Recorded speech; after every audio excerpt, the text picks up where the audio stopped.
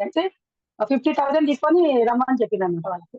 అది. సో, ఇప్పుడు నీకు ఆశాదీది 10 డేస్ మౌంట్ అబూలో ఉండి, ఆత్మజ్ఞానం తెలిసినామె, ఈ రోజు సంకల్ప శక్తి గురించి చెప్పకుండా, ఎందుకు మరి ఆ రకంగా ఎవరో చేశారని చెప్పింది? 50,000 నొక్కేయడానికి అంతే.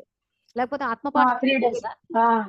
నేను 3 డేసు జ్ఞానంలోకొచ్చిన కొత్తలో ఆ! వీఐపీ ఇదేదో ఉంటది ప్రోగ్రామ్ అని చెప్పి వెళ్తే, ఈ ఆశా దీదినే ఆనాడు 7 డే కోర్స్ చెప్పింది ఆ మౌంట్ అబూలో.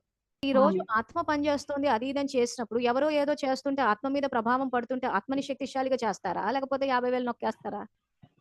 మరి ఫైనల్‌గా ఏం చేసింది ఆవిడ ఇంతకి? హ్మ్.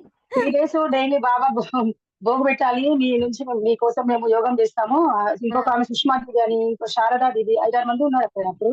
ఆ! ఆ ఉషా దీది లేదప్పుడు. హ్మ్. అయితే ఉషా దీదికి వాళ్ళకు పడదు అప్పటి నుంచి కూడా. ఆడ. ఉషా దీదీనా? ఆశా దీదీనా? ఆష.